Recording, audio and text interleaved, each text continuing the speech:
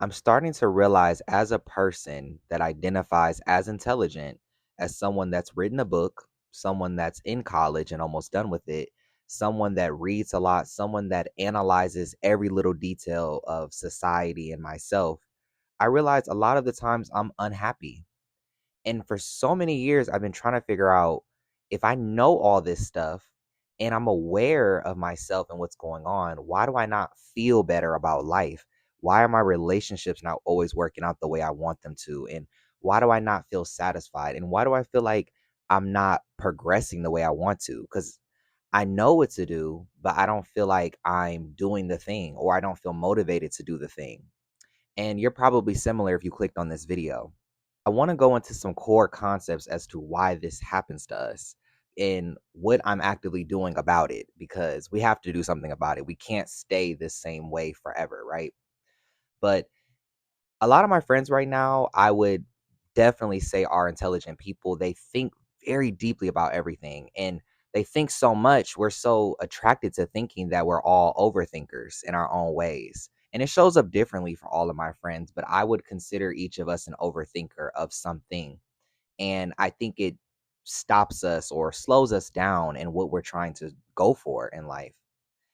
And the first thing I want to go into is analysis paralysis. You probably heard of this. It's a really good, like, it rhymes, so it's really easy to remember.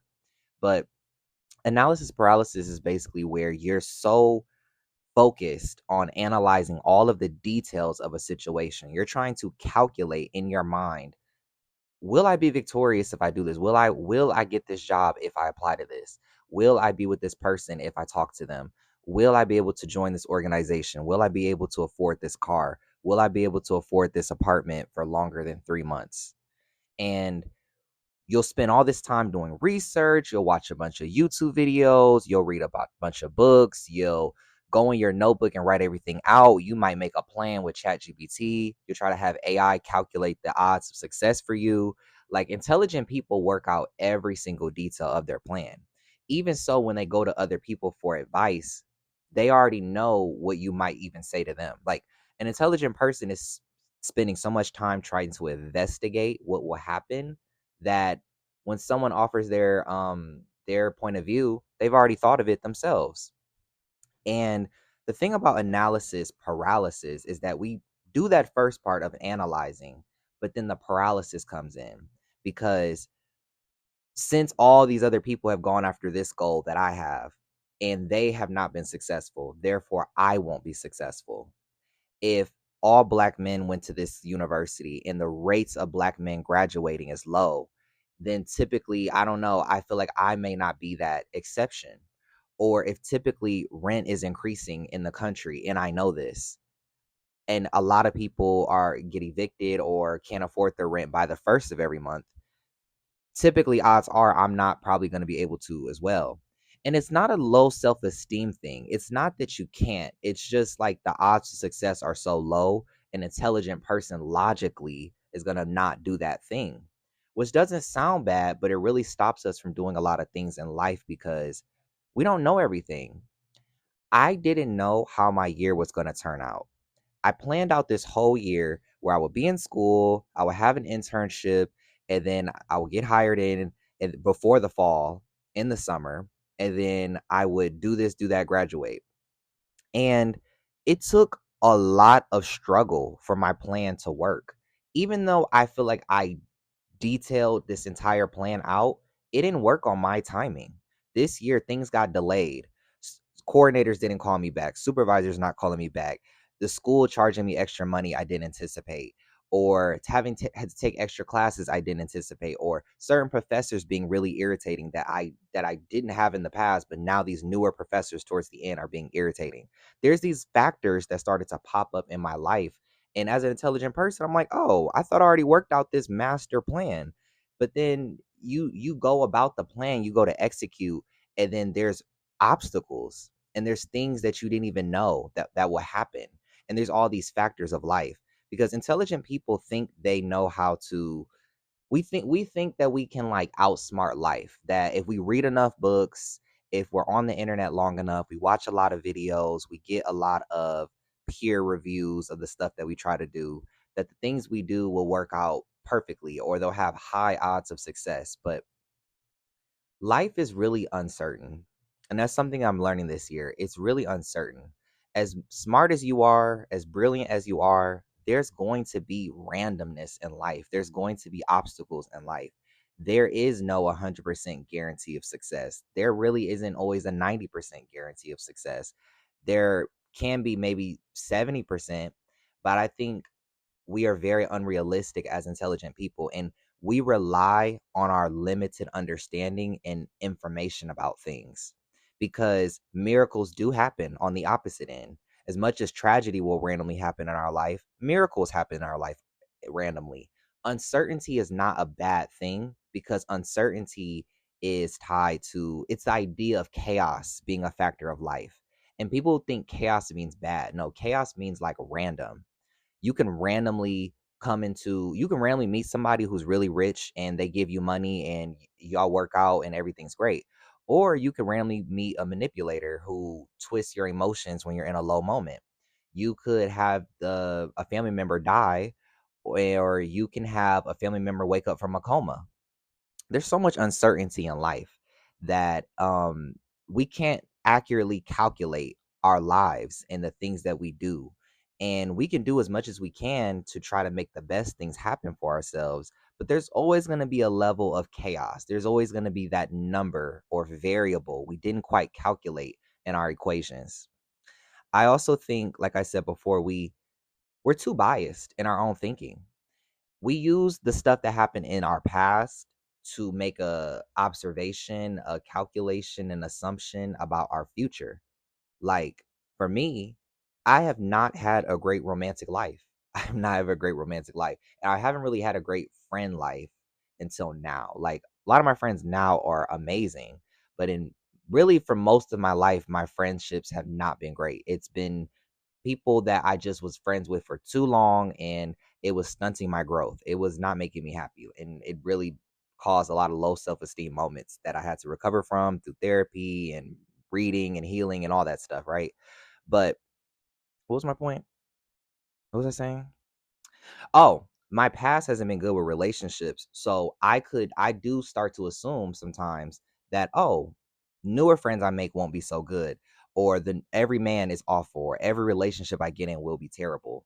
But that's just a lazy thinking, right? That's something that my therapist taught me. She's like, this is lazy thinking. You're generalizing things. You're not looking at the nuances of things, that you were a certain age, you lived in a certain place, you were around a certain demographic.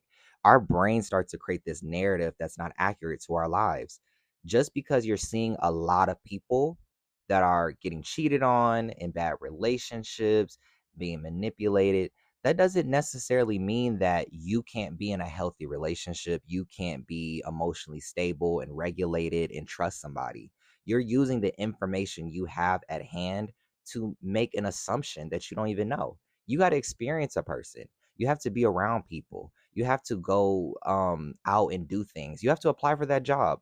Okay, there may be a 4% acceptance rate into the school. Apply anyways. You know, if you're qualified, do it. We're like, oh, it's 4% or it's 2% or it's not a lot of black people there or it's not a lot of whatever race you are there. Just do it anyways. We don't accept enough the chaos and randomness of life, that we don't keep any hope or faith alive.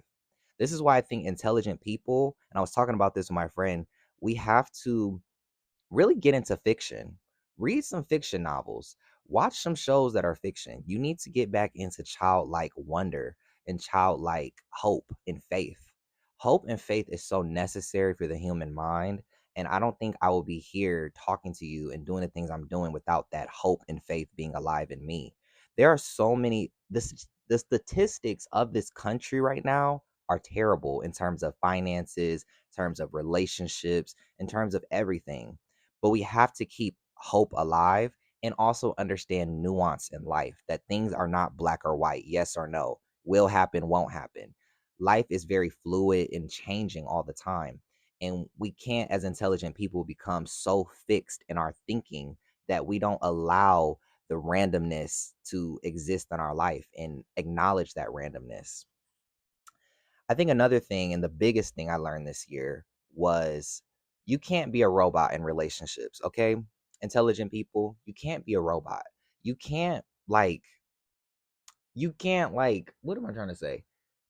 You can't be a robot in your relationships trying to calculate the perfect moves to make to impress somebody or make somebody like you. Or relationships are so chaotic because of emotions, and emotions make people do things that aren't logical.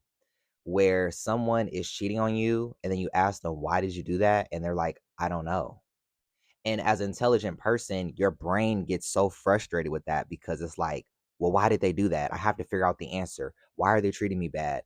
Or what do I need to do better? Or was it the way I smiled? Did I smile kind of weird today? Was my voice not deep enough today? Did I wear the right color?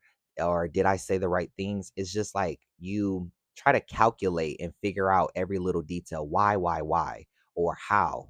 And the whys, the hows, the wheres, the questions are stunting you from actually being happy and experiencing a relationship. We're trying to think about life too much instead of experience the life that we're in. And that's going to cause you to be single. That's going to cause you to be friendless because you have to accept that some things are confusing. You have to accept that certain people are illogical. Humans are illogical. Emotions don't always make sense.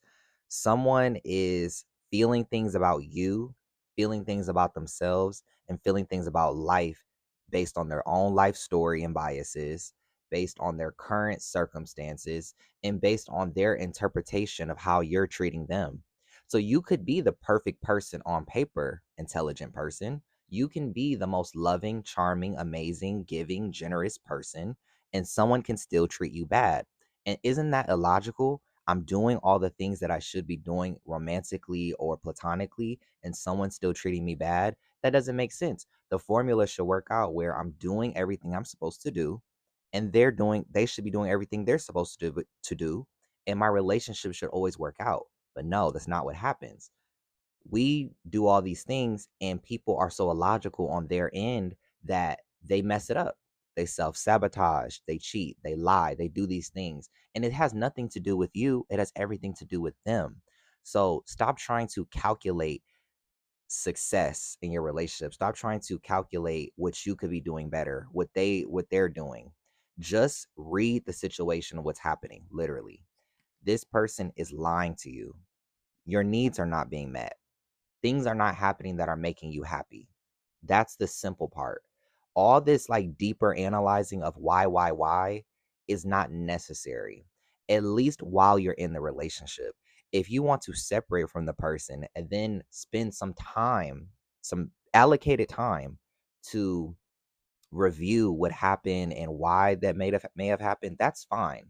But you don't want to go down the rabbit hole and then stay in that hole for days and days and days trying to figure out why somebody did what they did, because I'm going to tell you it's going to make you unhappy and it's going to confuse you even more because you'll never come to the right answer. There is no right answer because the person could be doing the things they're doing to you for any limited reason, any reason, really. And we just have to accept that. And yeah, I think that's all I have to say for this video. If you made it to the very end, I want to thank you so, so much. Let me know down below what you think. What are your thoughts as an intelligent person? Because I'm hoping that I attracted with this video my most critical, deepest thinkers, and even my overthinkers. And let me know down below what you think. And don't think about it too much.